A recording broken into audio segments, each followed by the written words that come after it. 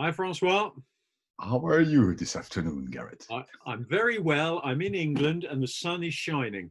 The sun is shining in your theater. You're lucky man. I'm in France and the sun is shining as well. Good.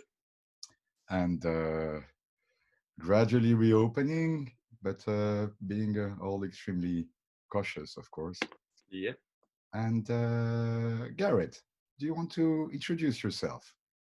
Hi, my name's Gareth Collier. I have been with NEXO for this is my 11th year. For the first 10 of those, I was the UK sales manager. And since the start of this year, I became the sales and marketing director based in the UK, desk in France. All right. And I am François Desfarges. So I'm working with Nexo since 2003, and my current position now at Nexo is engineering support director. And so our main job, it's a team of 10 people, and our main job is to support and serve all the people, all the users, all the customers, all the people who are dealing with, Nexo solutions. So I want to say hi to all of you. Thank you very much for joining. I can see Helge, who is here. Hello, Helge. I can see Milan also, who is very how do you say very much on these sessions. Anyway, so hello Hiroaki as well. So it's from all over the world, and we have many people John from Perry from the UK is in there. John Perry from UK, and we have many friends also from India. So let me give a quick word on what this session is going to be about. It's about system specification and integration. So we're going to show you through PowerPoints and some NS1 examples, how we manage projects when we get them at NEXO and we're involved in supporting these projects. And so it's going to be 3 PowerPoints. One is going to be on specification. The second one is going to be on acoustic design. And the third one is going to be on the things which are not acoustic design, but which are electrical, power, cabling, mechanics, and so on. And then I will open an NS1 and I will do it real time for you. Important, I anticipate that the first part of this session is probably going to be a little bit around somewhere around an hour or maybe less. We'll take a 15 minutes break at the end of that first part, and then we'll move on with the second part. That's number one. Number two, you can see in your screen, you have a chat section where it's nice to send nice messages. If you have any technical problem, also please use that section. But as for question and answers, which Garrett is going to monitor as I'm presenting, Garrett can eventually interrupt me anytime he wishes if there is a question which shows that we need to pause. So please use, in that case, the question and answer session, and we'll either answer live or we will answer in a written form. So Garrett, all good? I believe I can start. Yeah, no, we're ready to go. We're streaming live on Facebook. So yeah. Streaming live on Facebook as well. And so let's go with this first presentation. And Garrett, you let me know when you see the screen. I guess you do. Yep, it's there. It's there. Okay. So this presentation is about a system specification and integration, and we're going to talk first about specifying projects. And when we start on a project, very often the starting point is the venue. So we get drawings, we get AutoCAD files, we get SketchUp files or whatever. But the main question is not really what the venue geometry is. The main question is, why do you need a sound system? What is that venue going to do? And of course, there are many hypotheses. This is a very nice jazz cabaret in Paris, equipped with a M6. So you see, it's half a restaurant, half a live stage. This is a church in US. So you can see the stage extremely clear of any speaker. And this is a nightclub. I think it's in London, if I am correct. And this is an open air festival. So these are, and this is a stadium. This is the Optus Stadium, Perth in Australia, fully equipped with GRS12. So of course, depending on the applications, specifications are going to be extremely different. So let's review a couple of examples which are interesting, and let's try to read these examples, but let's try also to read in between the lines. How to specify. Let's look at this one, for example. And let me move slightly here so that I can see the whole screen. The FOH speaker should be four-way, capable of undistorted 110 dBA at FOH mixed position, even distribution throughout the audience. That's I would say, a normal requirement, except that there are very few numbers and there are very few things that allow to actually make it, tangible. That is, undistorted. What does it mean? If there is not a percentage of distortion, if there is nothing that specifies how distortion should be measured, we don't know how to do that. Even distribution, we understand what is even distribution. Even distribution means the same sound throughout the audience. But anyway, again, we probably should put, figures. But anyway, so this is one type. Another specification here, and let's read a little bit in the lines. So it's a PA system, specifies an STI empty stadium or empty venue, we don't know here, of superior 2.5, 100 dBz, direct plus reverberance. That's not very loud typically, but anyway, total sound pressure variation should be plus minus 6 dB. That's quite a lot. It's 12 dB difference, right, from the lowest to the highest points. That's not very demanding. Average frequency response standard deviation plus minus 6 from 125 to 10 kilohertz.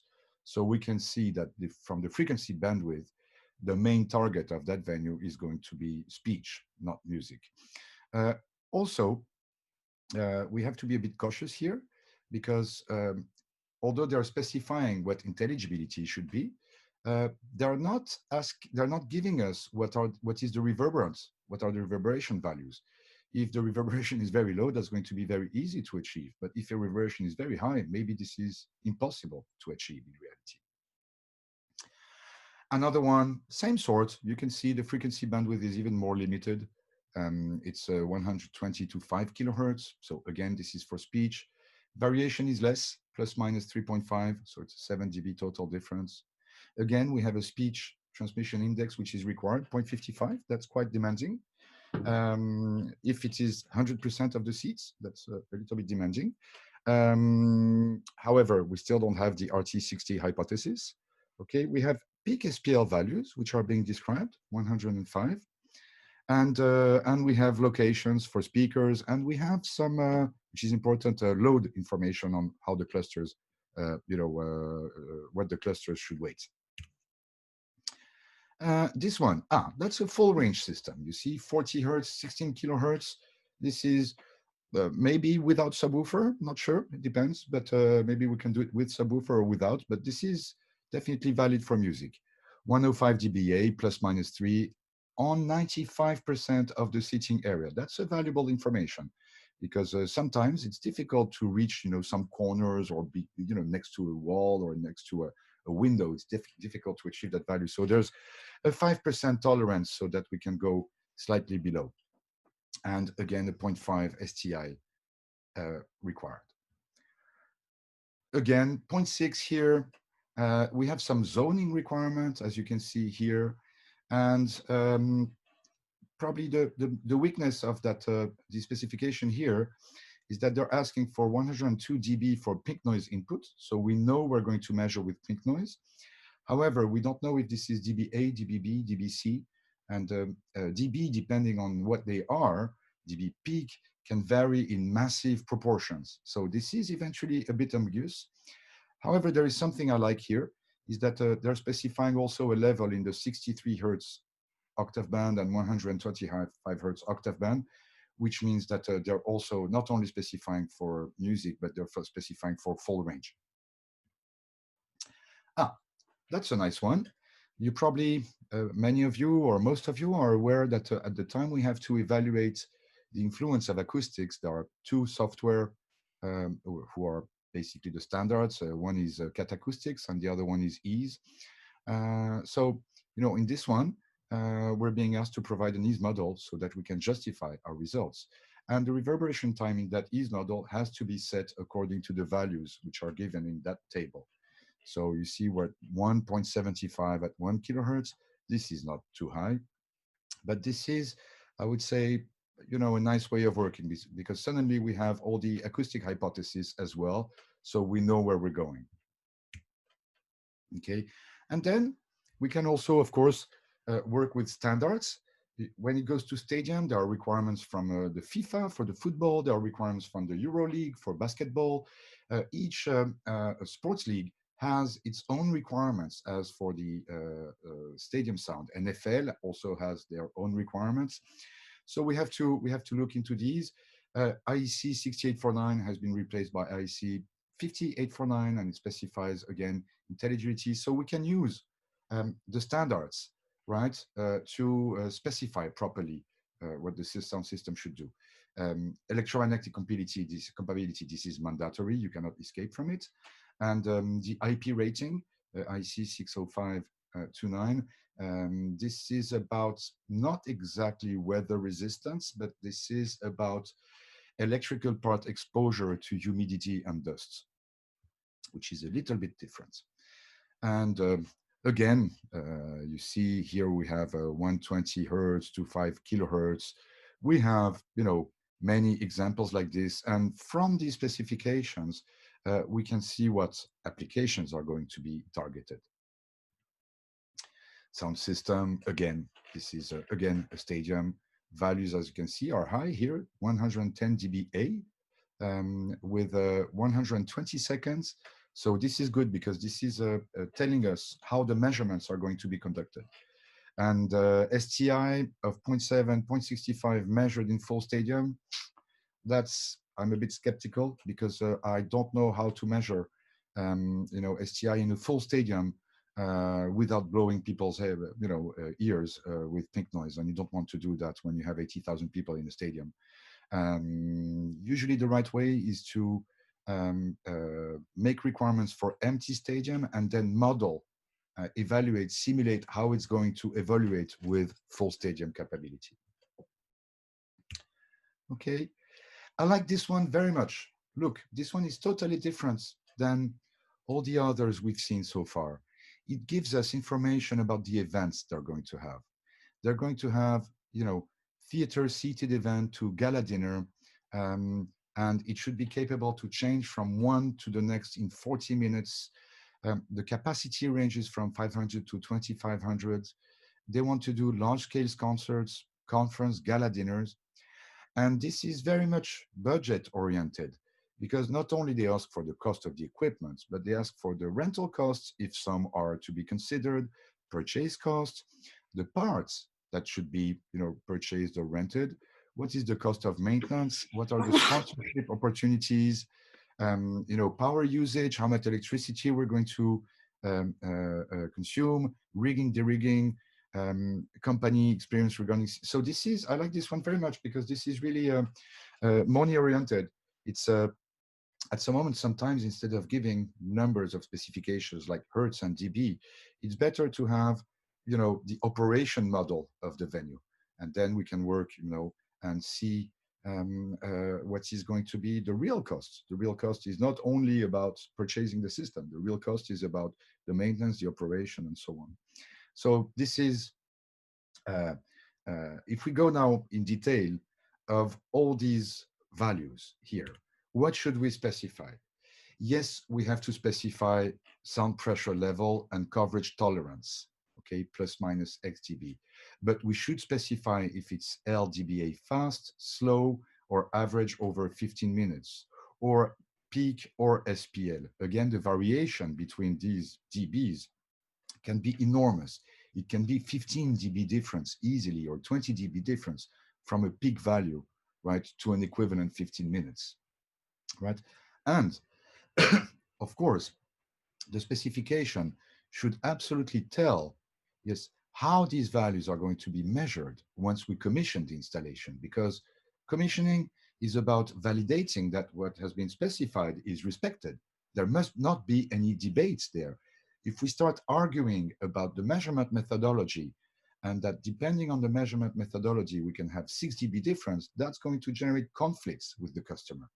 So we must know how is the system going to be excited and how it's going to be measured.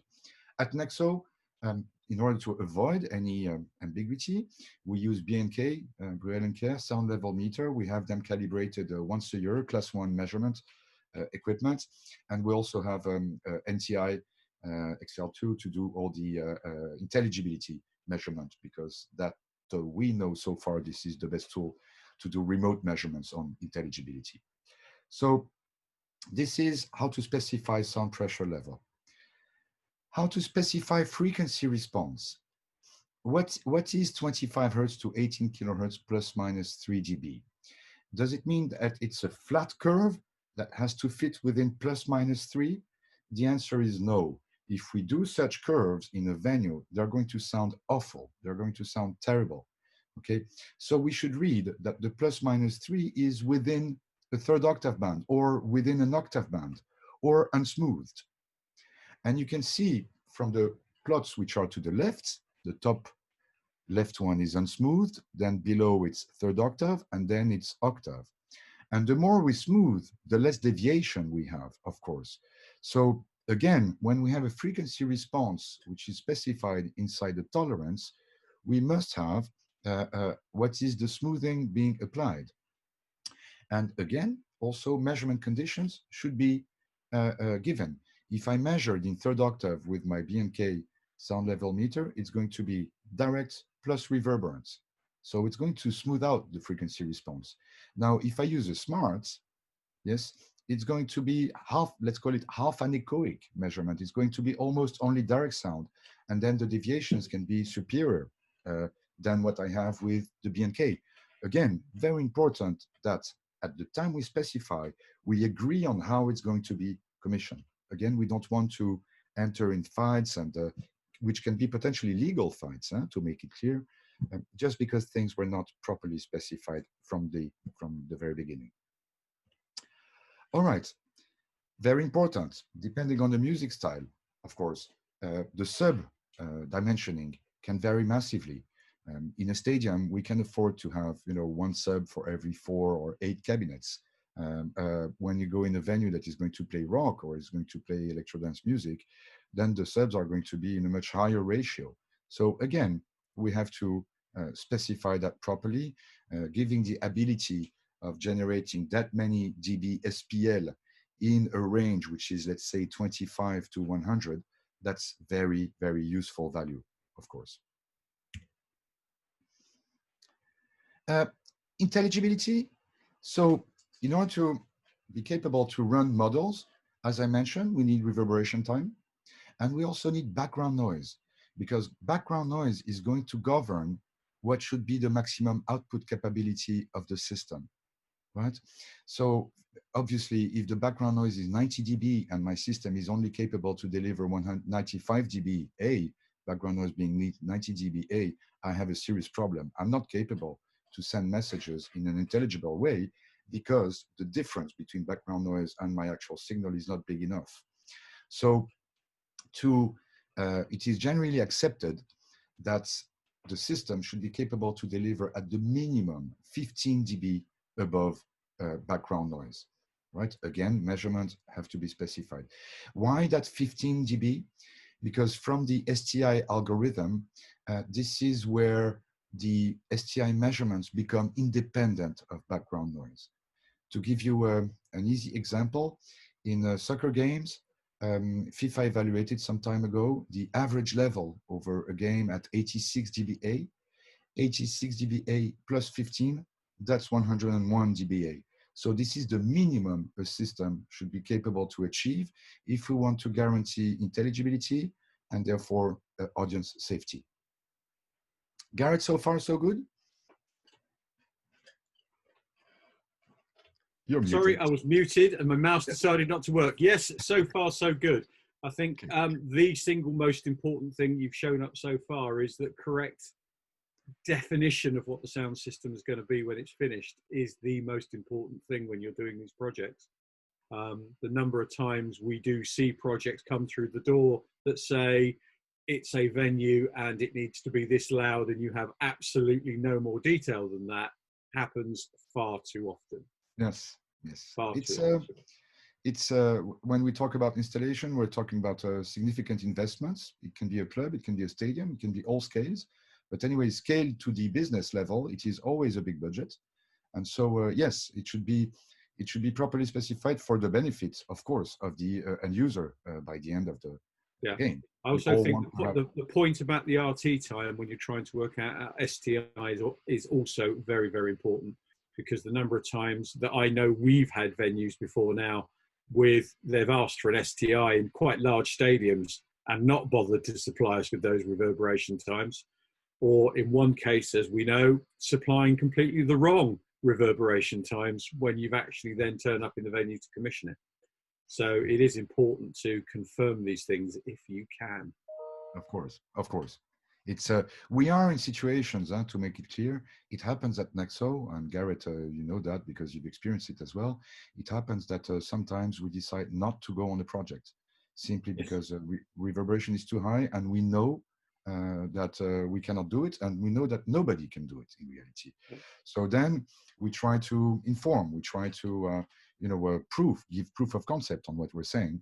And that is to prove that basically additional work has to be done on the acoustics prior to the sound system design. Anyway, and very important, Garrett, so I mentioned regulation and standards, but in all the documents you've been seeing, apart the one that was specifying some IP rating, weather resistance and conditions. When I'm saying weather resistance and condition, the system can be directly exposed to rain. We need to know that. The system can be under a roof, but in extremely cold temperature or very high temperatures or very high humidity. We need to know that. The system is not installed to be there for 6 months. The system is typically installed to be there for 5 to 10 years. We need to know wind forces if it's outdoors, because we have to make sure that our system is going to comply mechanically.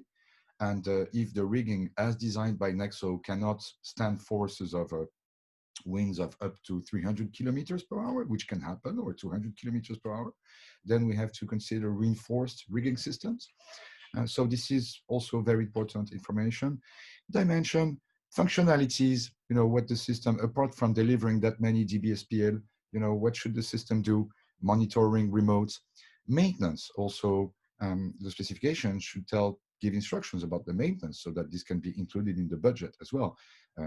I can purchase 2 systems which are 10% apart in budget, but one of them, having the motors that can bring down the clusters almost immediately, and the other one not having that. So maintenance in operation mode becomes, of course, a very critical part of the whole thing. All right, so this is what I wanted to say, Garrett, on the specification. I'll stop sharing the screen. And how are we with the question and answers so far? So far, we've had no questions at all on Facebook or on the Zoom session. So we're answering questions on both. Bertrand is monitoring the Facebook questions as and when they arrive, so we can answer both straight away, but nothing yet. Okay, so let me move to this second presentation, and that second presentation is about acoustic design. So Garrett, you have it? I do, it's there. So now we're going to focus a little bit on theaters, performance center for us, live performance venues. Okay, so this is, and let's look a little bit. Again, I have to go back here. And again, let's look at the criteria. As I mentioned before, I apologize if I repeat myself a little bit, but the most valuable information we can have at the time we design is what's going to happen in the venue. Point number 1. Point number 2, of course, to do a design, we need drawings, we need geometry, and we eventually need venue acoustics. And finally, it's not going to take long. I think it's going to take only one slide in that presentation. But aesthetics is clearly very important. We see a very strong trend for the last decade or a little bit more than that for systems. You know, it's most architects would like sound system to be invisible, and we don't know how to do that yet. However, we do our best to make them look good looking.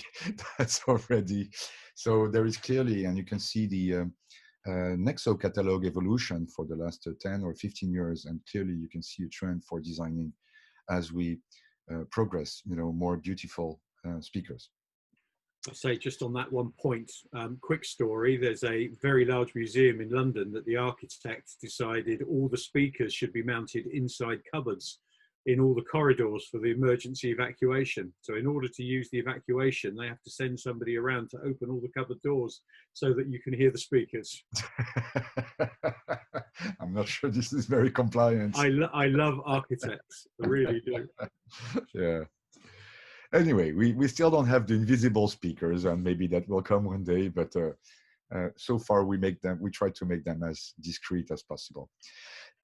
When we talk about music, Garrett, I realize I don't have my earplugs here. I hope the sound is okay with the microphone on the computer. Yeah, it's fine. It's fine enough? Okay. Music popularity evolution over the last 60 years. Look, this is very interesting because our business is music, mostly. And you can see here how the genders, how the trends on music have been evaluating from the 50s and 60s. Before sound reinforcement would exist, right? You can see jazz, you know, was really the dominating music style.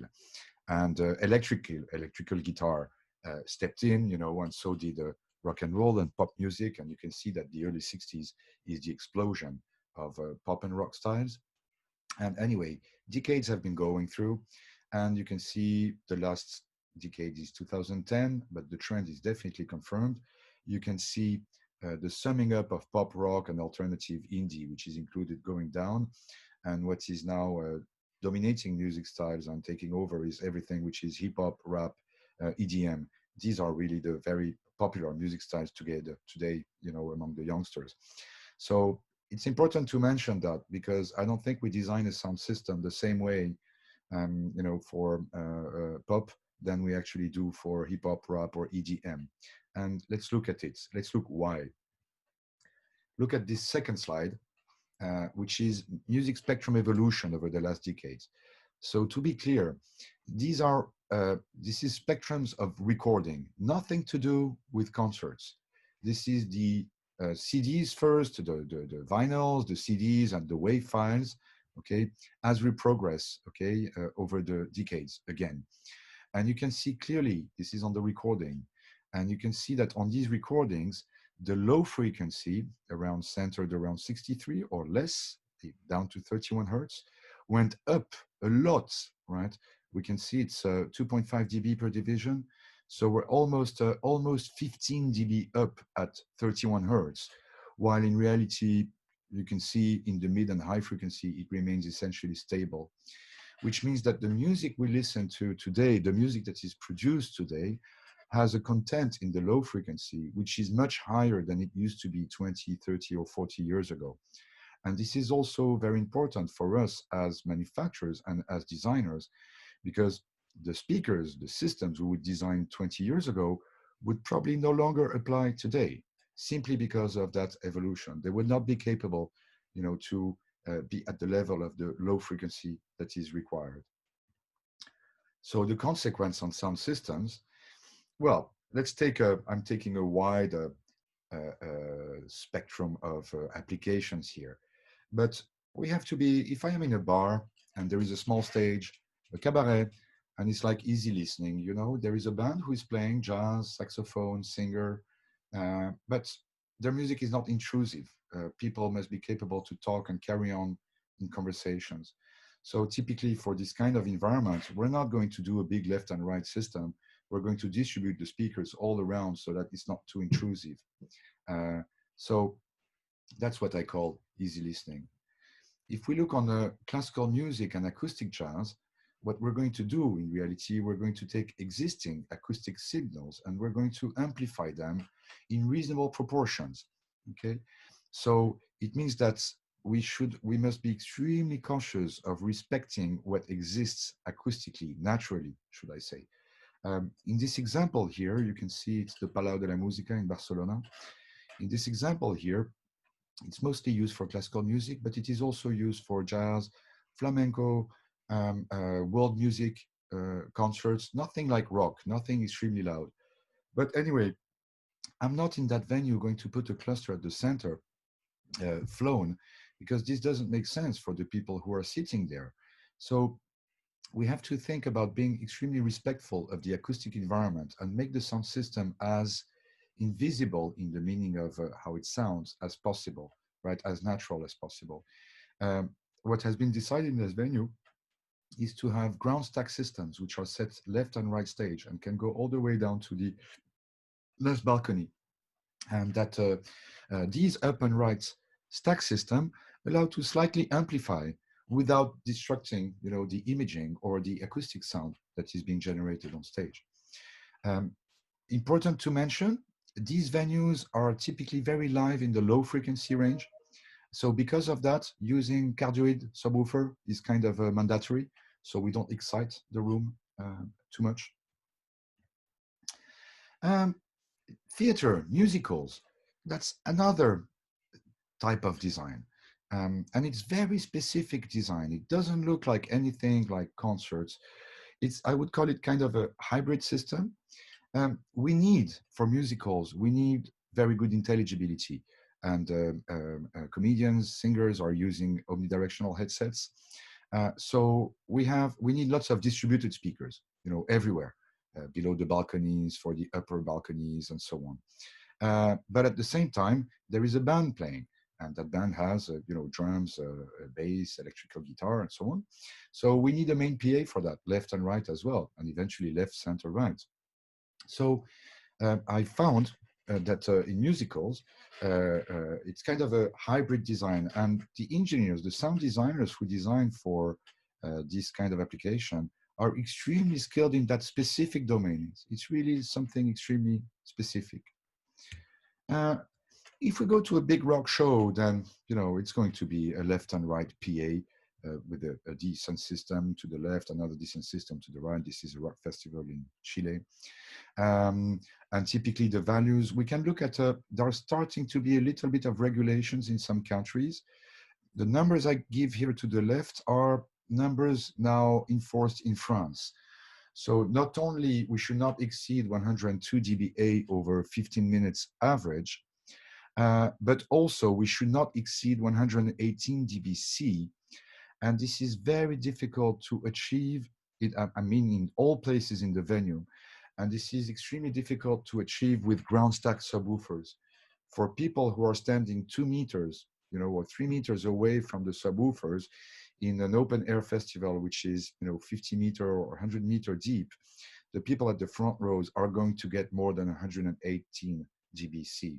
So the trend currently in France and in Europe is to fly subwoofers. By flying subwoofer, we reduce the variation from minimum distance to maximum distance.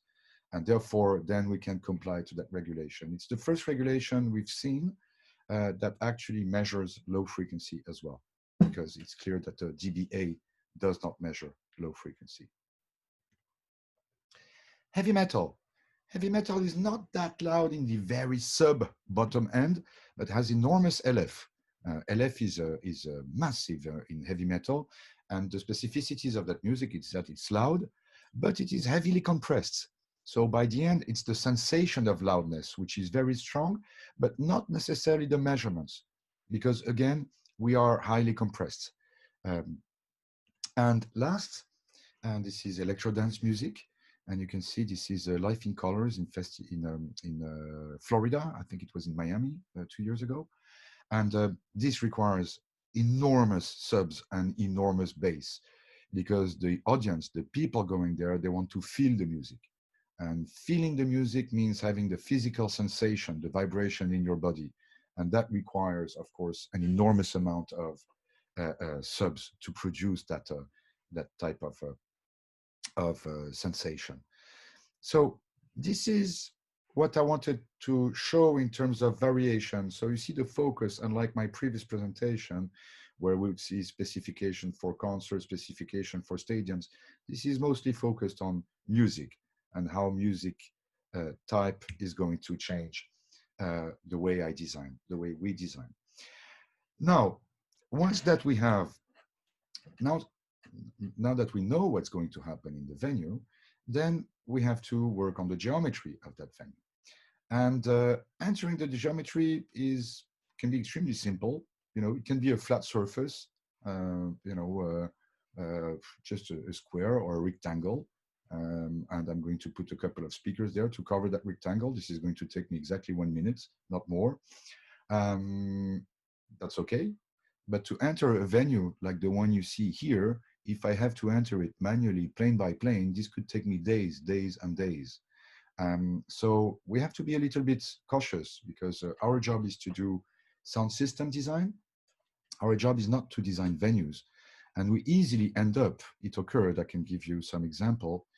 It can easily occur that when we design a project in EASE or NS1, we spend 90% of our time workload actually designing the venue, and we only spend 10% of our time implementing the sound system, which is our specialty. So let's look at the shortcuts. That is, let's look at how to make it faster at the time you have to enter the venue. So a couple of methods. This is Carnegie Hall in New York. This is equipped with a NEXO GOD. And this is the EASE model.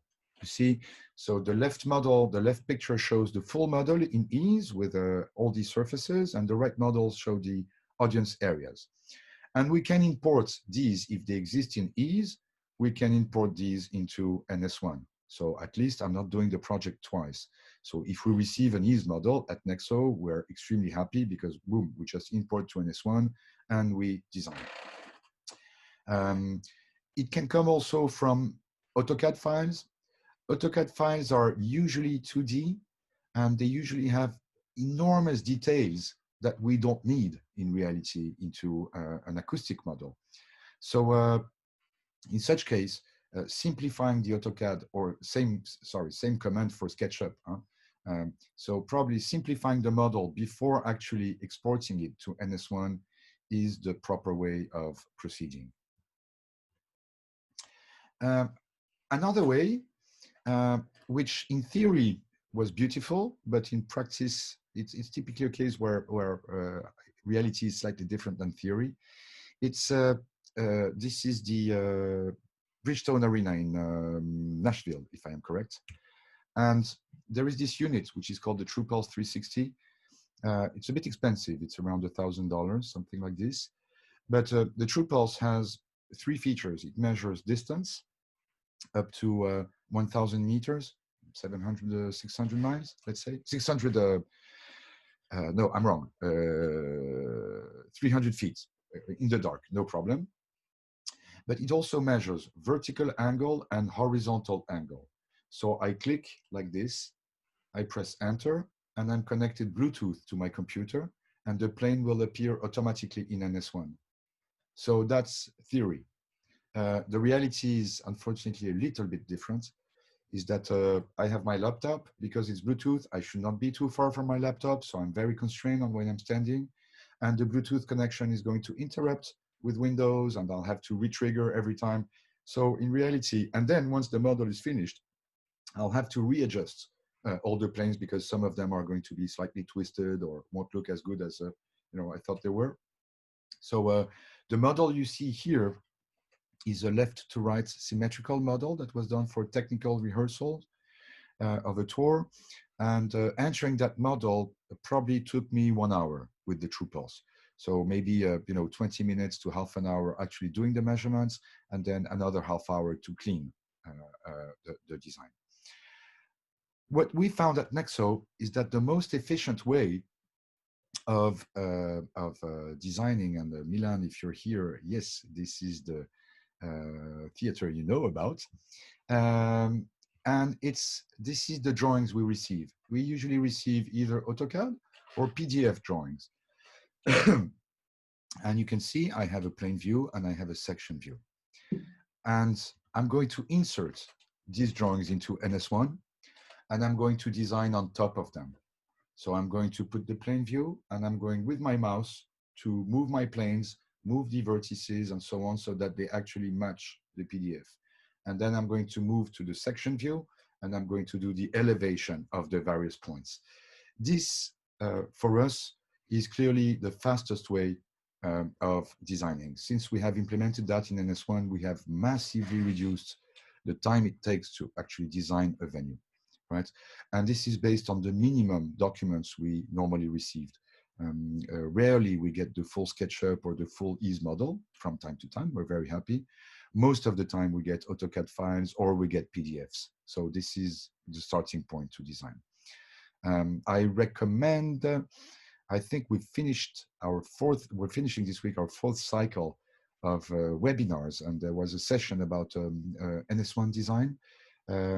Anyway, send us a mail that I will include at the end of this presentation if you're looking for specific NS1 training and how to implement these features. We'll be very happy to show you that. Francois, we have one specific question popped up Sure. on how do you import DWG files into NS1, but I think that might be a bit long to sort out today. No, it's very easy. There are from DWG, you export to STL format, and then NS1 reads STL. Okay, from SketchUp you export DAE, and NS1 reads DAE. And you should note also that NS1 latest version exports DXF. So we export the clusters and we can export the venue in DXF format. So architects can directly implement the clusters into their AutoCAD projects. That's great. Okay. Now we have to look at venue acoustics, and we should question ourselves for amplified music if venue acoustics is really an enemy or a friend. And let's look at it. This is our anechoic chamber, by the way, at NEXO, which is totally dead. I wouldn't play music there because it's going to be extremely unpleasant. Okay, so venue acoustics, we're usually given reverberation time, and as you can see to the left, the reverberation time is typically much higher in the low frequency than it is in the mids and in the highs. And unluckily, it is also for speakers much more difficult to control directivity in the low frequency range than in the mids and in the highs. And this is the directivity index of a point source that you can see to the right. Directivity index of 0 means omnidirectional source. Okay, so we're facing a double difficulty with room acoustics in the low frequency: excessive reverberation time and lack of control in the low frequency range. Additionally, and I'm not going to develop that too much here today, but in venues which are of small dimensions, we have what is called eigenmodes. This is the way the room resonates in the low frequency. Okay, and the eigenmodes, the room is going to decide how the low frequency is going to spread. This is almost impossible to model today, and I doubt it's going to be easy to model for a long time. But you can see this is a center flown subwoofer, and you can see the sound distribution from 31 to 50 hertz. And if I put that subwoofer in a corner, you can see that the sound distribution, in fact, is much more even, right? And so I'm not going to develop too much here. I just want to put one comment, is keep in mind, if feasible, not necessarily feasible, but in a general way, the ground, the walls, the corners are our friends, right? This subwoofer in the corner here, yes, is producing 4 times more energy than this flown subwoofer, simply because it is in the corner. Okay, so this is something to be looked at. Again, impossible to predict and to model. So, design criteria. Now we have to look at, when we look at venue acoustics, we've talked about eigenmode, reverberation time in the low frequency range. Now we should look at sidewalls. I had so many times the situation where people would tilt the system inwards, or use asymmetrical pattern horizontally to avoid the sidewalls. But the question is, are really the sidewalls a problem? Well, the reality is no. Not only they're not a problem, but in fact, they can benefit to sound experience. And that case here is very clear. Why is that? The audio quality, our experience with sound, relates to how early energy is in proportion related to late energy. And early energy, if we manage to increase it versus late energy, we're going to increase what is called clarity, and we're going to increase, how pleasant it is to listen, in fact, to the music. The sound system here will sound better in that venue than outdoors because of the sidewalls. These early reflections, they come immediately after the direct sound. So they reinforce, right, the lateralization, what is called the lateral efficiency, and they enforce quality. Of course, this is, as you can see, a very nice acoustic design for that venue. So you see, I showed this. This is the time. So us were first, direct sound, and then early reflection, best friends. If the reflections start being around 50 milliseconds, they're okay, or they're so-so friends. What I'm saying, of course, is provided the walls are close enough to the main system. If the walls are really far enough from the main system, they could generate echoes. And then we have to be, of course, very careful. And you can see here, stage reflections, sidewall reflections, and ceiling reflections. This is all the reflections we have to look at. Okay, and there is one reflection we should be extremely cautious about, and this is the real wall reflection, especially with line arrays. As you know, in many theaters, we have control rooms with windows and reflective surfaces, or we can have non-absorbent rear wall, which is really problematic. And this is what's going to happen. In that first design that I'm doing, I'm avoiding to go too far up above the last balcony, right? So I'm avoiding the reflective surfaces which are at the top of the top balcony. Now, if I decide to increase the direct sound on the last balcony, you can see this is what's happening. In reality, yes, it's, I have better coverage, but suddenly I generated echo. So because I wanted to have a little bit more level at the very last rows of the venue, yes, I generated an echo for 90 or 80% of the audience. And this is really bad. Echo is our worst enemy, very, very clearly, right? So be cautious that I know all the manufacturer simulation softwares, NS1 at NEXO, only do direct sound prediction. So take that into account, because these echoes will not appear on manufacturer software, modeling softwares. Only softwares like Ease are going to show that. And should I say, a little bit of common sense also shows very clearly what to do and not to do. Just as a reminder, 50 milliseconds means 17 meters of difference in the path length. So 8.5 one way, 8.5 another way. If I'm facing a wall more than 8.5 meters and I clap in my hands, I have an echo, right? To give practical figures. Totally unpredictable as well. We're being asked many times, can we set the subwoofers below the stage? And the answer is, we don't know. Sorry to say that, sometimes we have to be humble. So there are things we know, there are things we cannot anticipate. Again, it's again in the low frequency range. You see this example here. It's a plywood stage, very big. And the stage is a metal structure of 1 square meter elements, right, with plywood on top. So all these plywood plates resonate at the same frequency, right? And suddenly the stage is an enormous membrane. So in that design here, we started going cardioid with the subwoofers below the stage, and the stage was rattling dramatically. So although direct sound prediction would show that it was okay, the reality is that there was, with cardioid subwoofers, more level on stage than in the audience, right? Which is why we then, and you can see the frequency response that we measured at that time, all these notches are directly from the stage rattling, and that is absorbing all the energy, and then after that, retransmitting it. So, Could I sure. Francois, just a quick war story on bass bins under stages. Coco in London, many years ago, was called the Camden Palais. And when it first opened as a nightclub back in the 80s, it had a very, very prestigious custom sound system built that went under the stage. First night, a very major artist came on to launch the club with a very expensive studio microphone on a stand. They turned on the subs, shattered the diaphragm in the microphone within about 30 seconds of turning on the sound system. Oh End no. of the gig. Just as a, microphones tend to pick these things up before anybody else does. Absolutely, absolutely. Anyway, so yes, we have to be very cautious. My recommendation here is that when you do sub design for venues, always keep at least one plan B and eventually have a plan C. Because if what you anticipated as your plan A does not work as you expected, then you have a backup plan. That's very, very important.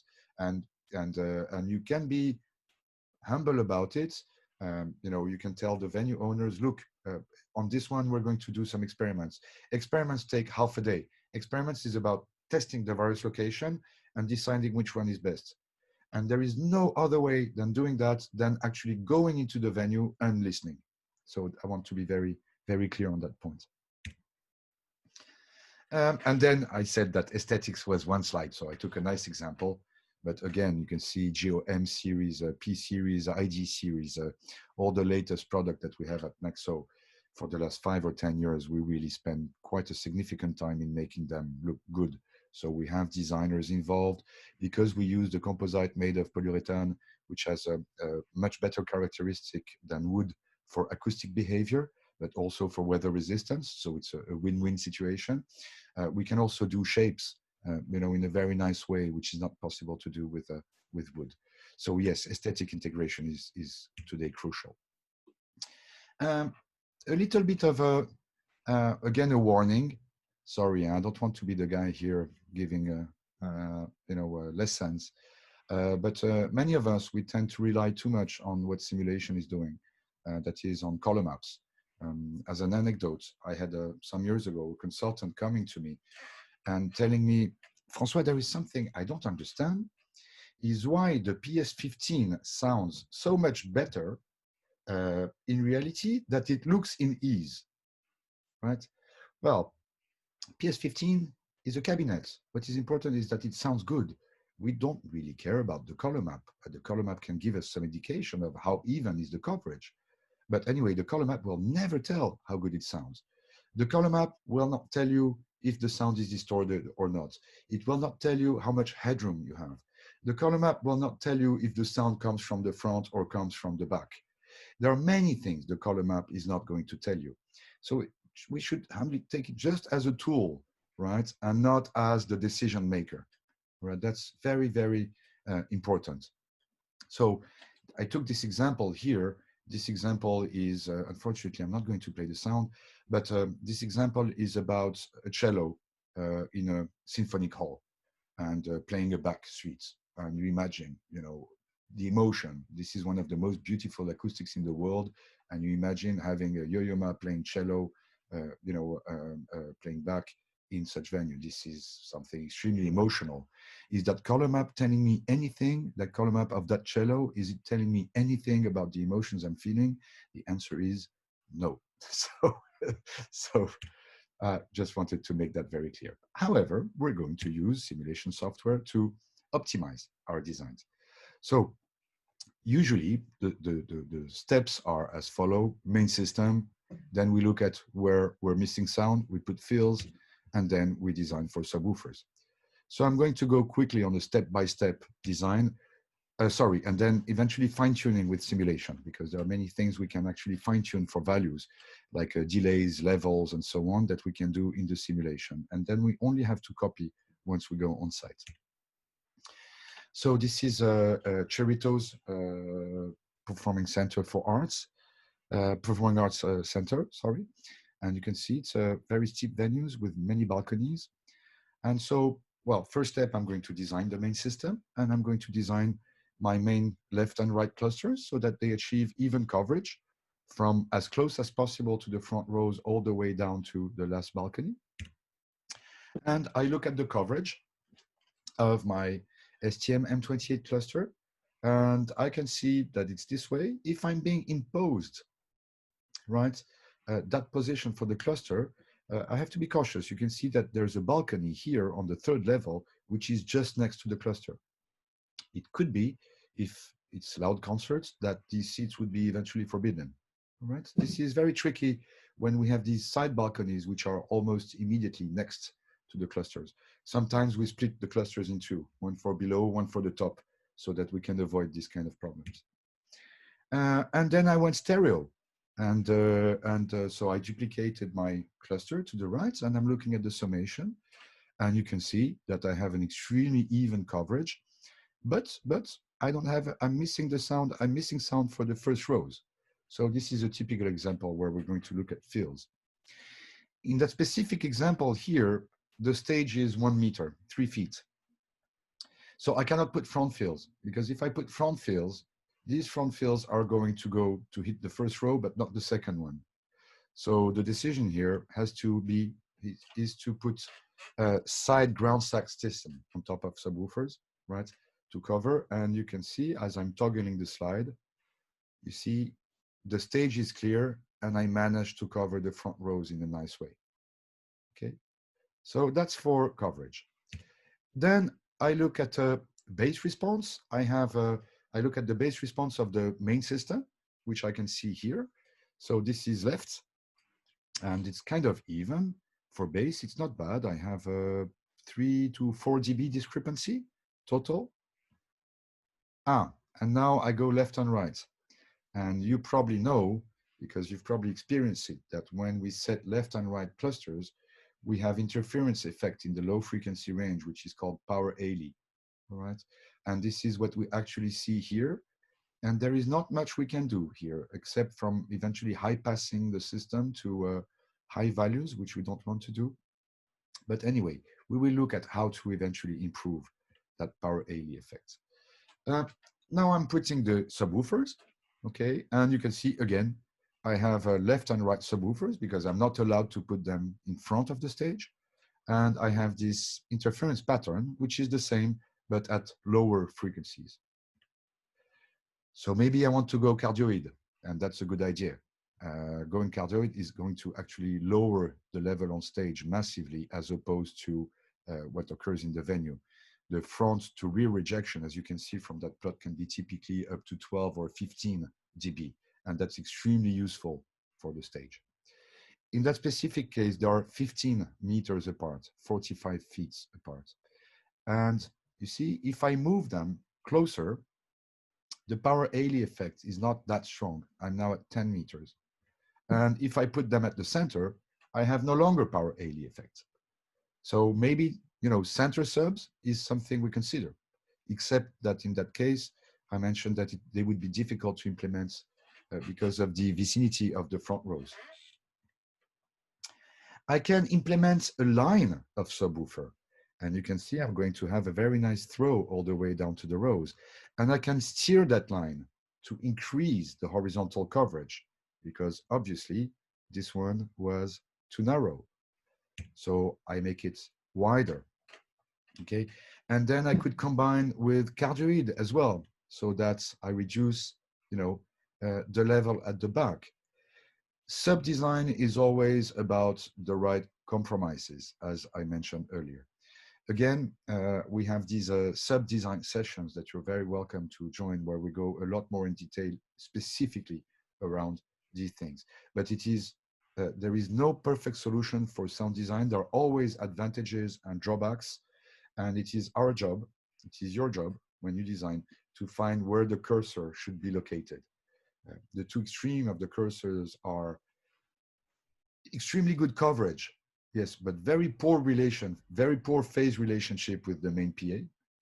And on the other side is a coverage that is not very good, but with very good phase relationship with the main PA. So good sound, bad coverage, bad sound, good coverage. And we have to find the right cursor there when we actually design and implement. Last, we can do, I said we can do a little bit of fine tuning. And you see in that case, this is about time alignment, which can be done at simulation stage. You can see I have my main clusters, and I have the front fields, right? And there is this region where the coverage of the front fields is the same than the coverage of the main PA, the overlapping region between the two systems. And from that design here, I can see that, in fact, they're not summing up properly phase-wise. So the delays are not properly implemented. So I'm going to apply 6 milliseconds delay, and I'm going to apply 15 milliseconds delay. And in fact, you see, in that area where the two systems were overlapping, I have now with 15 milliseconds synchronized systems. So I don't have to go to the venue and move the microphone to 10 different locations. I see from now that there is one value which is suitable for the entire venue. And this is the benefit, and this is time saving in fine tuning in the models and not at the end, right? So, and again, I have to time align for the subs and the subs on the main PA. And you can see here in these drawings that in fact, this theater is complicated because if I go on the top balcony, I should delay the main PA versus the subs. And if I go on the front rows, I should delay the subs versus the main PA. So again, I have to look at the value which is going to give me the best compromise. All right, and so let's put a little bit of delay. And you see, I have been degrading on the upper balconies, but I've been improving on the lower seats. And if I carry on, this is 5 meter delay. So this is 15 milliseconds, again, same value, which is normal. Okay. And if I carry on increasing, you see now I'm degrading on the front rows as well. So that value will probably be the good one. Okay.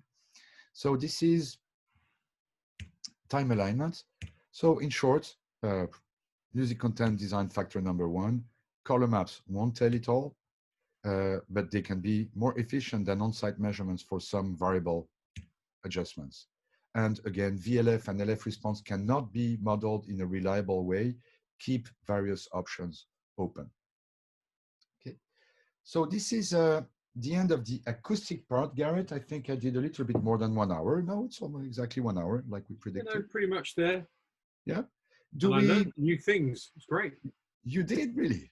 Always. Happy for that.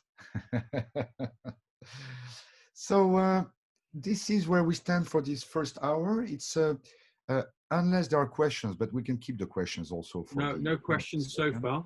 So far. So it's 16:03. Is it okay if we restart at 16:15?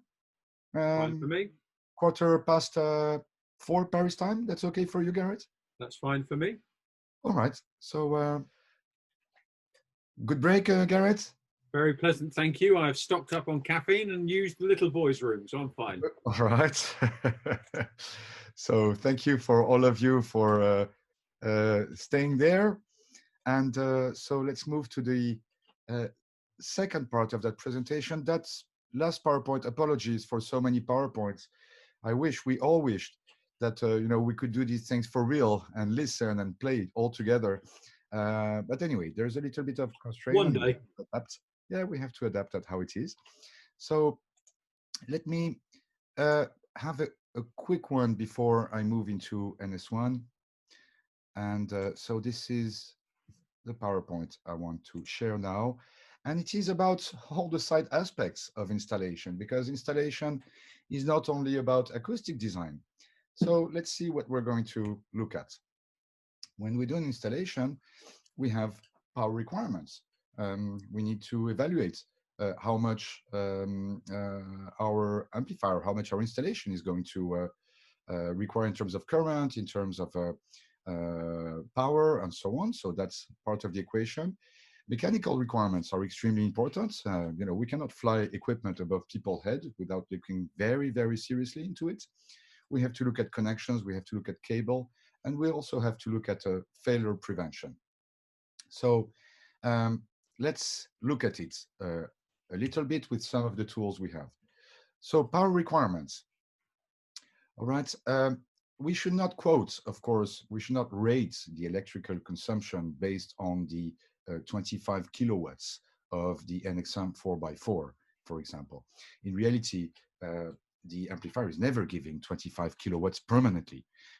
Typically, depending on the music we'll be playing, if it's compressed or not, we're going to use a Pmax divided by 8 or a Pmax divided by 4 on these cases. Being clear that idle is something we have to look at. Idle is the power consumptions when the amplifiers are on standby mode. So we have that Excel, which in fact I'm going to open now. I should have opened it before, but it's going to take 1 second. And it's this tool that you can find on the technical cloud. I will shortly write down what this cloud is about. So let me share that Excel. It's on the technical cloud again. To all, in fact, before I open it, let me type it for you. There are two you can copy and paste from that chat section. Any information, any support you need for software, firmware, whatever we can do to help you, don't hesitate to contact us at technical@nexo.fr. That's one thing. And second, everything which is technical files at Nexo can be found on our technical cloud, and it is here. So nexo-sa.com/cloud. This is where you can download NS1, you can download this Excel spreadsheet I'm going to talk in a minute, and so on. All right, so let me share my Excel very quickly. And you see that Excel, it's a very simple tool, right? Where I'm going to decide which amplifier I want to use.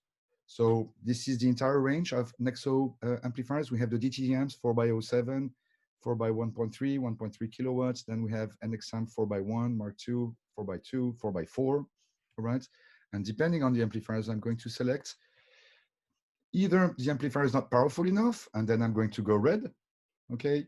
Or the amplifier is over powerful, so I'm wasting money, and I'm going to go yellow. Or my cable section is not sufficient, and I'm going to go red. So let me quickly show you that. For example, here, this is the L15. This is the sub of the P12 and P10, all right? And I have two. Well, if I go 3 per channel, it's written here to the right, forbidden, okay? Why is that? I'll tell you, L15 is 4 ohms. I can parallel 2 down to 2 ohms, but NX amps should not go below 2 ohms. So 2 is forbidden, all right? I look now, for example, P12, passive, okay? I have 2 boxes. I can go 3 boxes, okay? And it's not an impedance problem. It's just that the rating power is way below what Nexo recommends. So we're saying don't do that. Don't put, if you want to use 3 or 4 P12, then you should consider a bigger amplifier, which is the 4x4. And you can see here it's going to tell me overpowered. And if I go 4, it's going to go recommended. So this is actually following our recommendation. On the 4x2 Mark II, you should power up to 2 P12. But if you use a 4x4, you can go down to 4. And if you're only connecting 3, then it is eventually overpowered, okay? But not that much. So you see, this is the yellow section here. But there is also another way of going red. Let me go down to 4x2, okay? This is the cable length. You have the cable length here is 10 meter. And I've selected a cable section of 2.5. If I go 1.5, and if I go 20 meter, okay, still okay. I'm not at the limits, but if I go 30 meter on a 1.5, for sure, it's not accepted. We accept a maximum attenuation, and this is extremely tolerant. We accept a maximum attenuation of 1.1 in the speaker cable, 1.1 dB. And this is already a big loss, okay? So if I have to run 30 meters of cable, then I have to go at the minimum on the 2.4. And still, you can see here, I'm losing 0.6 dB. So if I go 6 millimeters square, I'm only using 0.2 dB, right? So this is what this spreadsheet is about. And the last point is this you have the damping factor, which I will be explaining in a minute. Some specifications specify a damping factor. The damping factor is the combination of the amplifier and the cable versus the speaker, okay? And so we will see that definition in a second, all right? And you have here line current, power consumption, power dissipation, heat dissipation, okay, in BTU per hour or in kilocalorie per hour. And you have the standby version, you have the idle version. I said something wrong just before. Standby and idle is not the same. Idle is the amplifier is on, but there is no audio signal. Standby is standby. And you can see the 1/8 power rating. This is equivalent of a 9 dB crest factor, okay? And you can see the line current, the power consumption. And you can see as well what the amplifiers are rated for. That's a fundamental value. When we have our amplifiers being certified, they're rated for a given power consumption. The 4x2 Mark II is rated for 970 watts, and the 4x4 is rated for 1600 watts, all right? They are extremely efficient devices. The main progress, apart from sound quality, that we've achieved from going Mark I to Mark II generation is that we moved to Class D technology, and the efficiency input to output is nearly 90%. So this is really almost the most efficient you can do in terms of power consumption. So this is what this Excel spreadsheet is about. And there are a couple of comments here. Maximum cable length is for multi-stranded copper cable. Damping factor is as seen from the speaker load, etc., etc. Okay. So I hope this is clear for that part. I'll stop sharing and I will share again back to my PowerPoint. So it was the explanation of that table here. All right. Mechanical requirements. This is very important. When we will look into NS1, you will see that there's lots of information on this mechanical data. Again, we're flying clusters of speakers. And the way we do it at NEXO is the following. So not only we provide you with the information about the weight of the cluster, the weight on the front reading point, the weight on the rear reading point, etc., the clearance that is needed at the front and at the back of the cluster. But we also make safety computations. Just so that you know, there is no standard worldwide that governs how line arrays mechanical rigging system should be designed.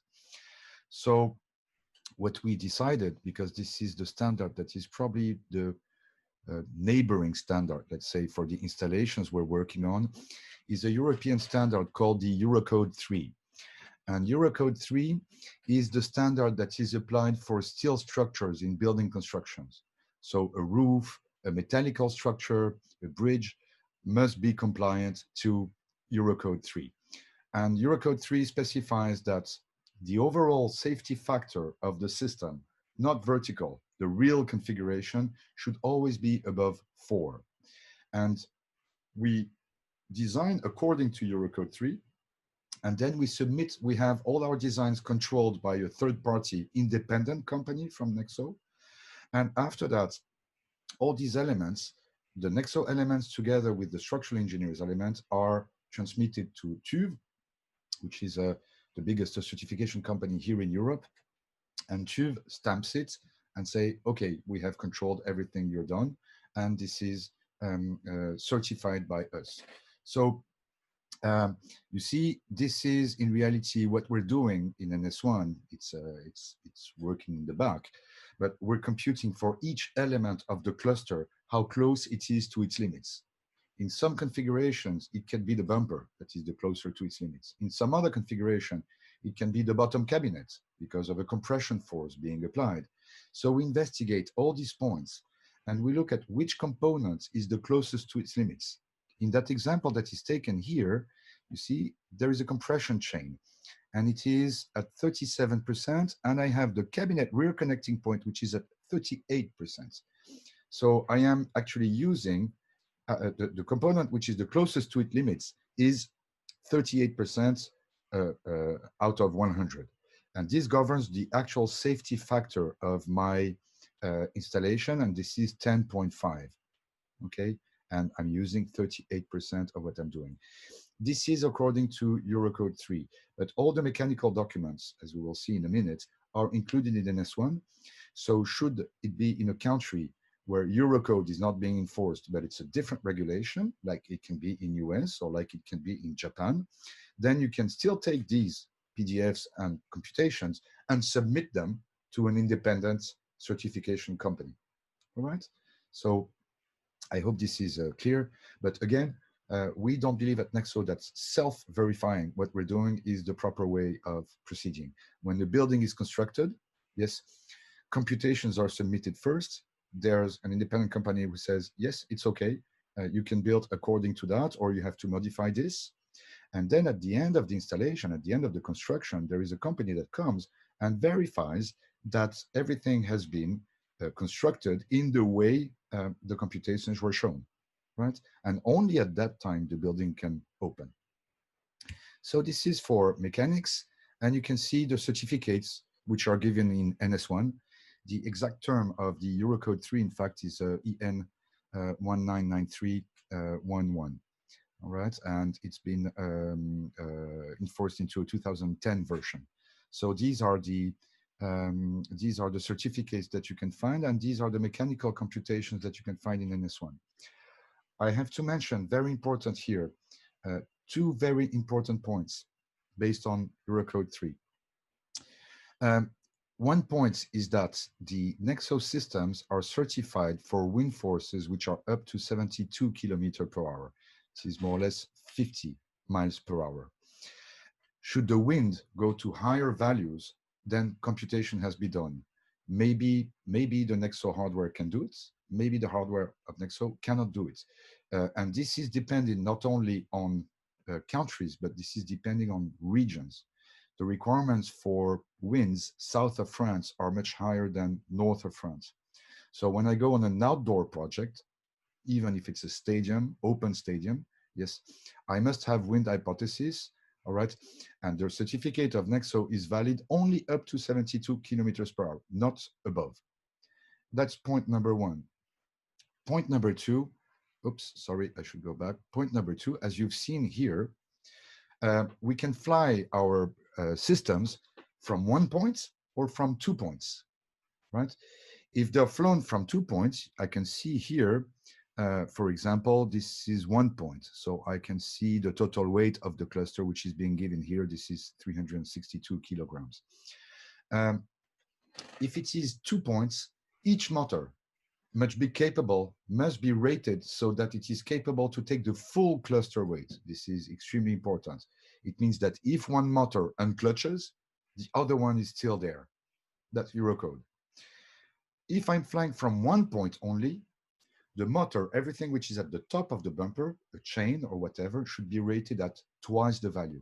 So if my cluster is 250 kilograms, yes, the motor at the top or the chains at the top must be rated at 500 kilograms because I have 1 point only, right? And because I have 1 point only, there's no longer a safety in case the point fails. So I have to multiply by 2 the rating of that point. Okay. So this is what I wanted to say about mechanics. And of course, we give the whole information about cluster depth, clearance, rigging points, height, and so on and so on. Certificates I showed. And of course, the certificates, they also cover all the accessories. So the certificate is going to list all the accessories as compliant to Eurocode. So you will find these. Last, I'm going to talk briefly on connection and cable requirement, and this is going to take me to the damping factor. So the damping factor is the ability of the amplifier and its cable and its speaker cable to actually control the movement of the membrane. If I bring an impulse, right, to a driver, if the damping factor is not correct, the driver is going to carry on moving after the impulse because a driver is a reactive force. So it's going to receive current, but it's going to re-inject current to the amplifier. And so the movement of the driver, of the membrane, is not properly damped. So this is why we talk about damping factor. And remember that the generator, yes, there is the load and the generator, and the cable is part of the generator because what the speaker actually sees is the termination of the cable, right? So you see, here, these are some of the NEXO recommendation, and this is the definition of the damping factor. Z load, it's the So the impedance of the loudspeaker divided by the output impedance of the amplifier plus the impedance of the wire. All right. Typically, when specification come in, they usually ask for a damping factor higher than 10. All right. So probably this could lead you to increase the the cable diameter, the cable section, so that you can meet that requirement. Again, the Excel table I've been showing you just before does that. All right. Finally, failure prevention. This is about when we do an installation, it's about doing risk assessments. All right. I can take very simple examples. If I go in a venue and I have, I don't know, 20 amplifiers and I have speakers connected everywhere, well, if the front field to the left, for some reason, if that channel of amplifier is going on, off, or if the speaker is damaged, this is not going to prevent the show from happening. All right. But if I have one switch, for example, because it's a Dante network and everything is going through that switch, yes, if that switch fails, the whole installation collapses. So I have to think, everybody knows that in Dante, we have to go into redundance mode. This is risk assessment. If it's a very big event and I only have one console, well, I have to be cautious. In my young age, when I was a sound engineer, it occurred 1 or 2 times that the front of house console would fail and we would have to take the monitor console front of house to do the show. And that was quite a challenge, doing all the monitors from the front of house and so on. So risk assessment is common sense, I should say. What are the components which are critical and what are, in case of failure, and what are the components which are not critical? And you list all that in the table and you see dangerous, yes, no. What are the methods I can use to prevent that from happening? Or what are the methods I can use to go in a, let's call it, degraded mode? So we talked about network redundancy. So yes, going in Dante in redundant mode is very useful. We also can back up a Dante network with analog cabling. So I can do a network on one side, redundant or not, and I can do an analog cabling. And we have on an exam the ability to set up in the menu a parameter, the ability to have the system switching to analog in case the network is falling. And it will only go one way to analog. It will not do the round trips if network is back again, to avoid having, multiple ways round. And AMP redundancy, so network redundancy, sorry, I'm talking too fast in relation to my slides, but everybody's, I guess, familiar with digital audio networks and Dante, who is the dominating network clearly today when we look at the amount of licenses. So we can clearly connect today, everything which is available in professional audio equipment today runs Dante.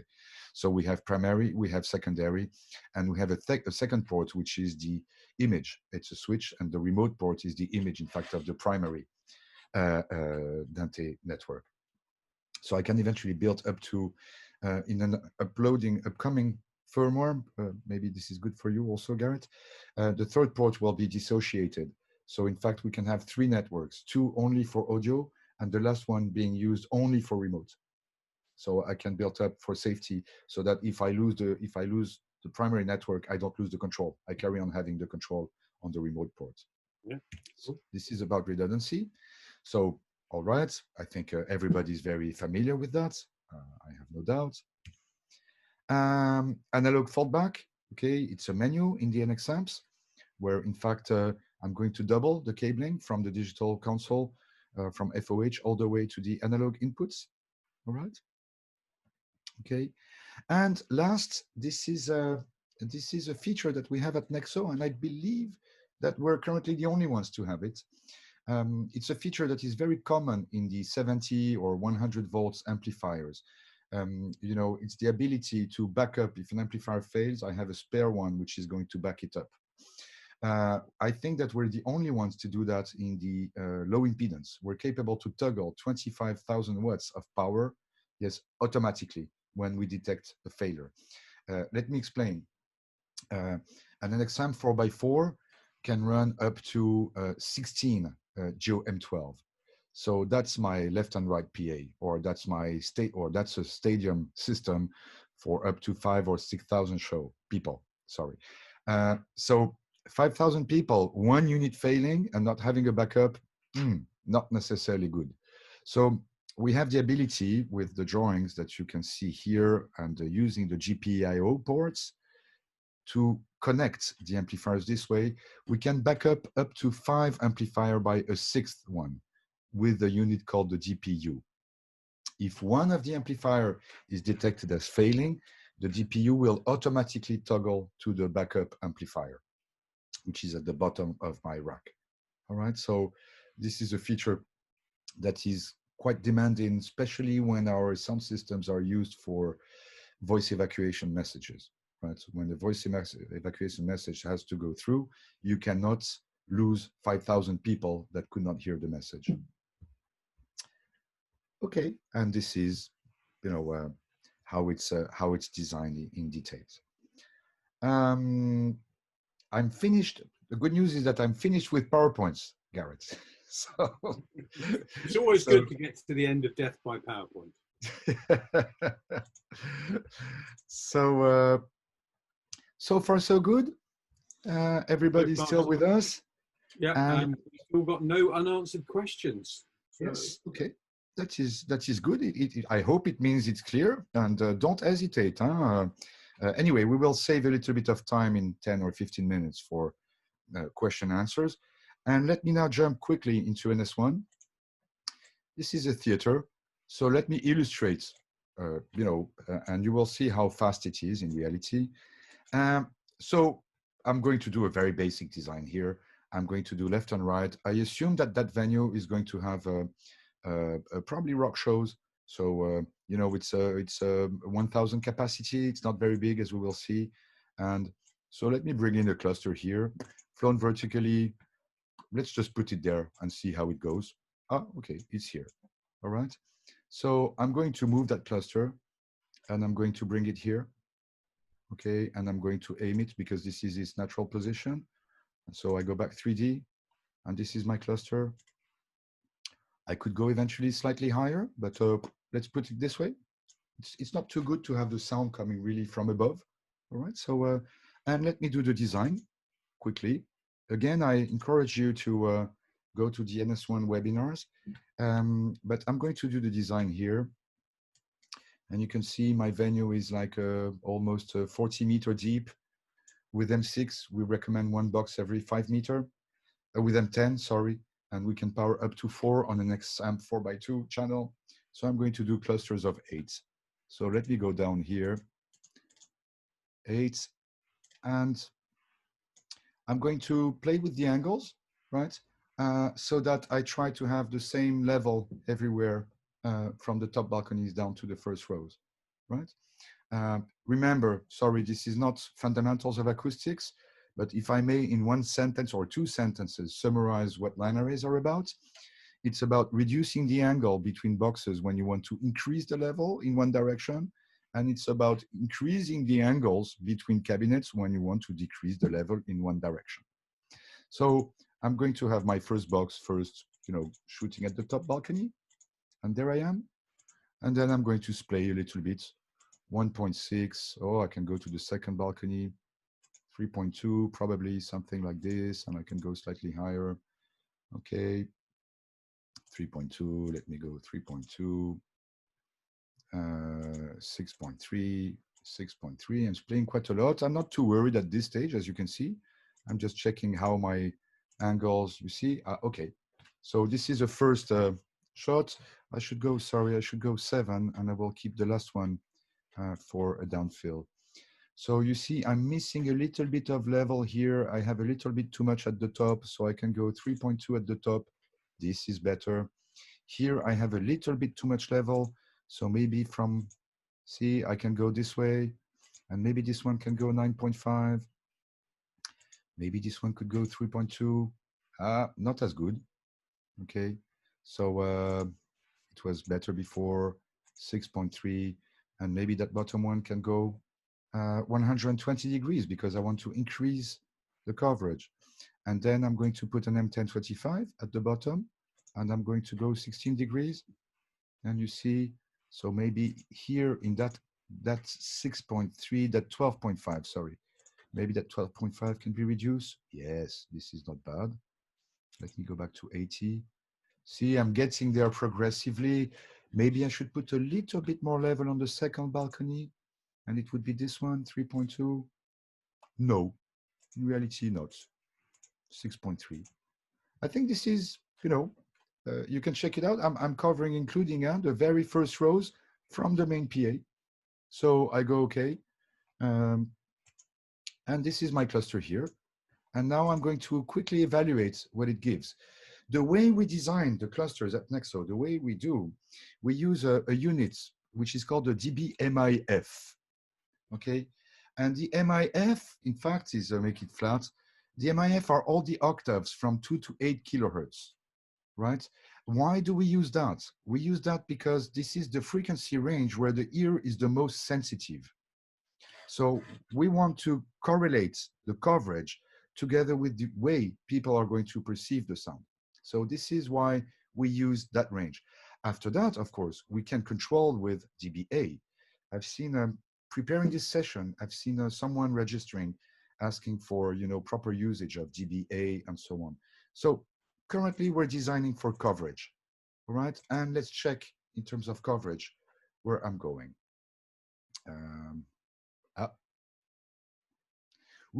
I should stop because probably I used too much density, and I definitely did. So sorry, I don't want to spend 10 hours. So I'm going to go 1 point per octave, and default here, I'm just going to go 0. And I'm going to do it again. No, close. I know why it went wrong.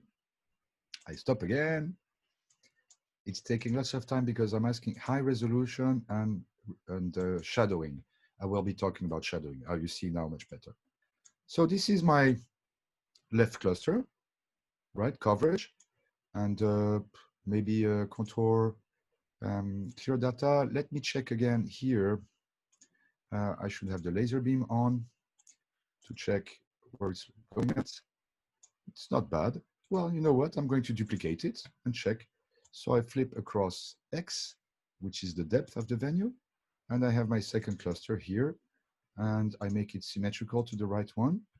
And I can now reinvestigate the total coverage. And you can see, this is how long it took me, yes, to have a design which fits within 3 dB. All right, so I can see it's a bit hot here on the sides. So maybe eventually I can rotate that cluster a little bit inwards, a little bit more, but not too much. So this is going to be 11.5. Let me go -12 horizontal angle, and I'm going to do the same on this one. So this is going to be 12, right? And let's see again what happens. So I'm doing that, you see, because now I'm avoiding a little bit better the side balconies, and I'm feeling the bottom rows a little bit better also. The floor is being better covered. So I'm within 3 dB, right? You know what? I could do the show this way, except I don't have the subwoofers yet, but I could do the show this way. And what I want to look at eventually is shadowing effects. That is, do I need under balconies? Do I need fills? Yes or no? Okay. And in fact, you can see I don't need front fills on the stage because the floor is actually properly being covered by the clusters, which are not too high. This was done, of course, on purpose.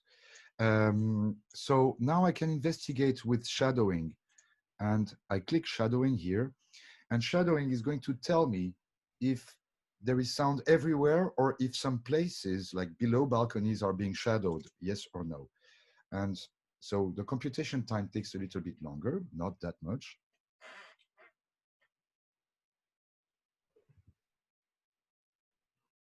And you can see now, I don't have any shadowing problem. And that was very obvious. In fact, if I look at the side view, if I take a left view, right view up, you can see that in fact, all the areas here, including the balconies, are being properly covered.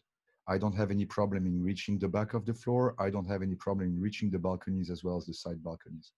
So I don't need additional fills for shadowing effects. So if I want to check versus the specifications, then I can go dBA. And I go dBA. Oh, I left shadowing on. That's okay.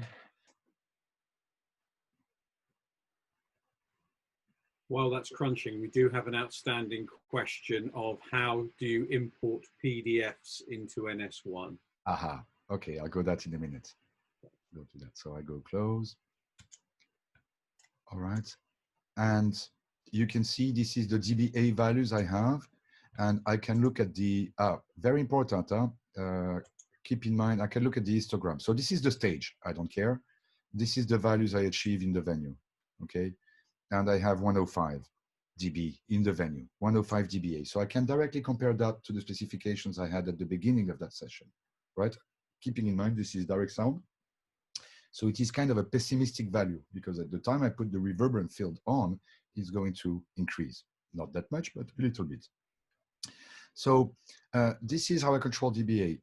Also important, this 105 dBA value I have is not during a concert. This is pink noise all the way up into the system. Okay, so I'm going into the protections of the system. I take a sound level meter, pink noise, and this is what I'm going to have.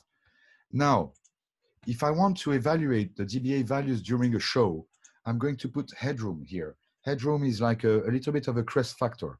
So this is what I'm actually going to measure with my sound level meter over music. All right. And typically that value should be set, if it is live music, to at least 6 dB. 6 to 10 dB would be a fine value, as we've seen for crest factor. Okay. And now, okay, you can see this is what I've achieved. I'm even going to make it a little better. At this stage, I'm going to disable these two surfaces for mapping. I disable them. Okay, let me redo it so that you can evaluate how accurate is my coverage. Boom, I look at histogram and look at that.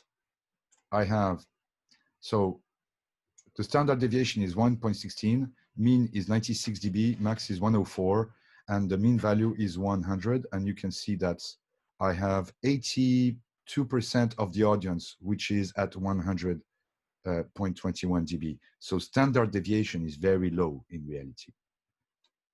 All right. Back to your question, Garrett.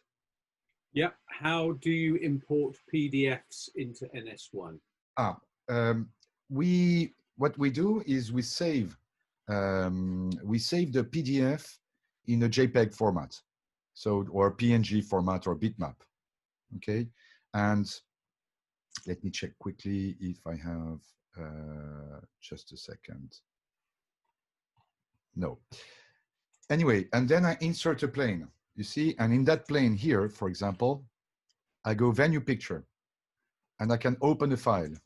Okay. And let's say I open that file here. Okay, this is 20 by 13 meters. So I open my file here. Here's my file. I think I have to rotate it 90 degrees. I'll check. Okay. But it should be, sorry, it inserted it. So I go back to venue picture and I make it show from both sides. And I have to rotate it 90 degrees.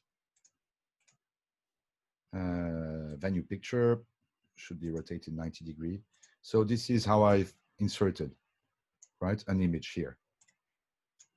Okay, but be careful. The scaling is very critical. So you must have a JPEG cropped at the exact dimension of your plane.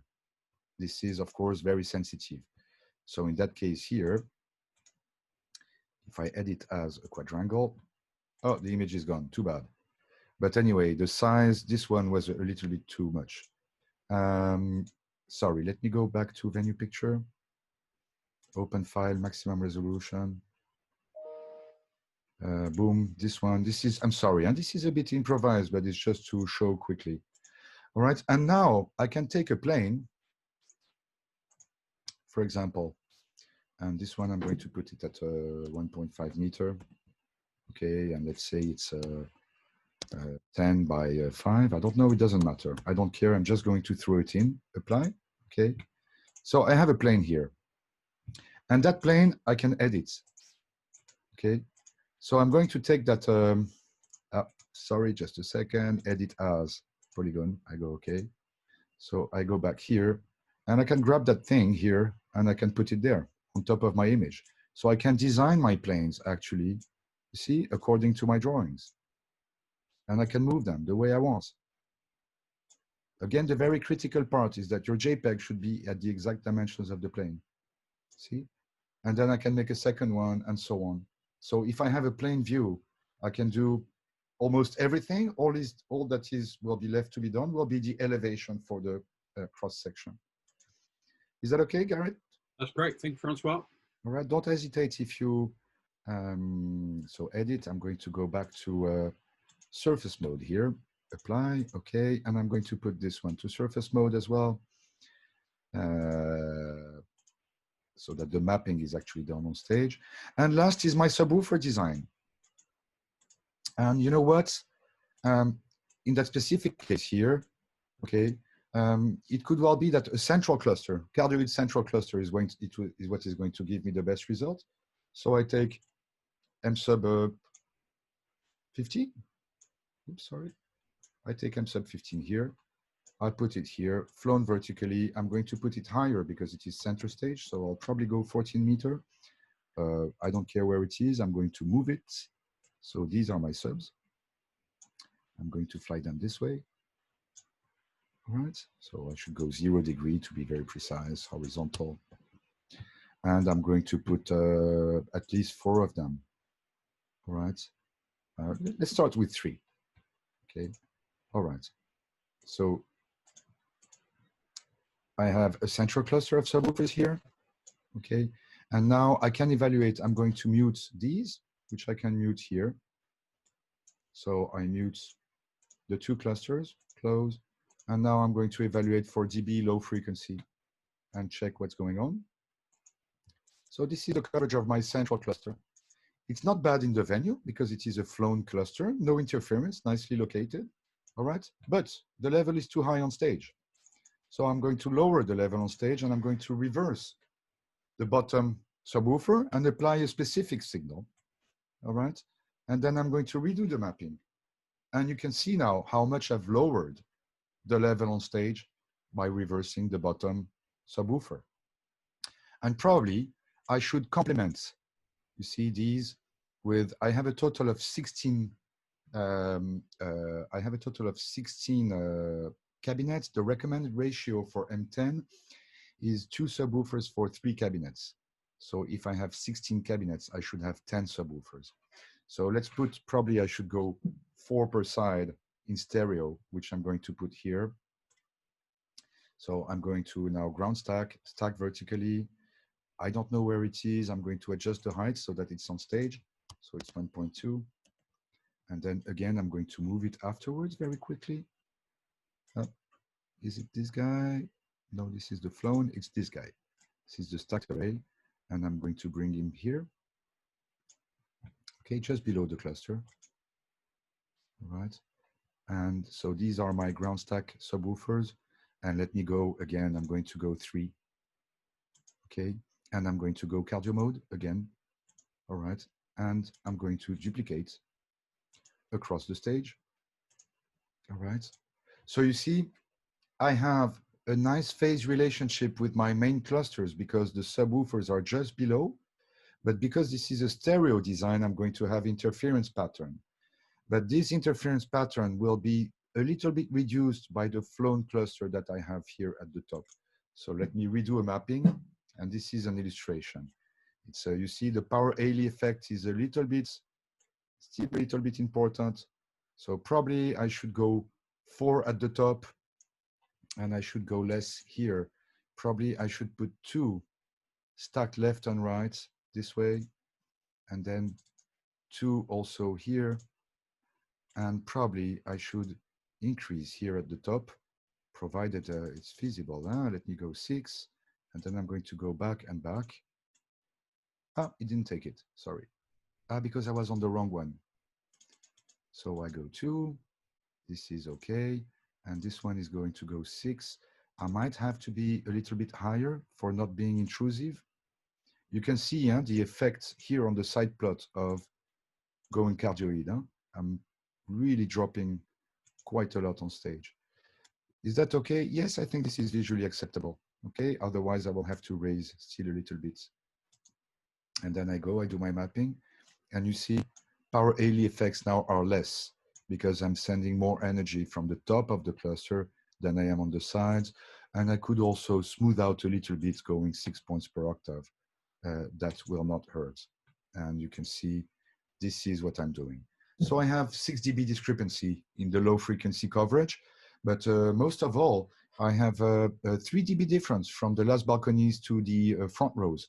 And for sub, this is, to be honest, very good.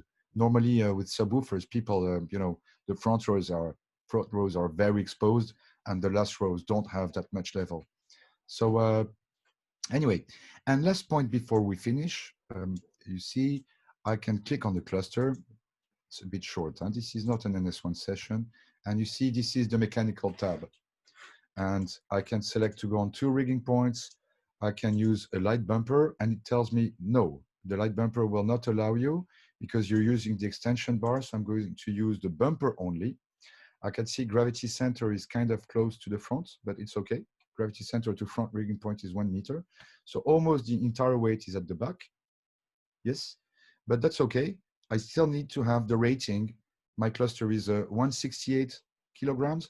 So I need 2 motors of 250 kilograms. And if I go 1 point only, okay, then my motor should be 175 times 2. My motor should be 500 kilograms, right? So 350, and the closest rating is 500 kilogram. And I can check with wind forces, and I can check, and you see this is changing the computations. And I can check, yeah, all the elements, the dimensionings, and so on. And I can see the safety factor of my cluster here is 6.8. So this is, I believe, Garrett. Yes, of course. From an anonymous attendee, any formula to calculate subwoofer quantity with respect to main system speaker? So we give guidelines here at NEXO. For example, for the GOM series, yes, we recommend 2 subs for 3 main cabinets. These are the GOM rules, okay? As for STM, M46, B112, we recommend a ratio of 1 sub for 1 bass for 1 M46. Now you have to be a little bit cautious. These recommendations are for, let's say, the majority of the applications we find which are pop rock, okay? Should that venue here have electro dance music, then the ratio of subs should be higher, of course, okay? But let's say our guidelines for GOM are 2 subs for 3 boxes, which is what I've done here, because we have a total of 16 cabinets and I've implemented 10 subwoofers. Yes. So I will stop sharing the screen. That was our last question. That was our last question. So thank you very much to all of you for spending these 2 hours with you. Thank you for allocating your time to NEXO. Whatever we can. The presentation. Yeah, well, whatever we can do, to support you further, please let us know. Garrett, thank you very much for being my companion, on this one, and pointing out when the screens are not shared and all these kind of stupid mistakes. It's fine. I'm happy to listen to your voice for 2 hours, Francois. Oh, that's very kind of you. Thank you, Garrett.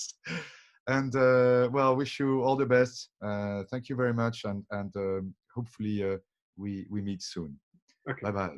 Take care. Bye-bye, everyone.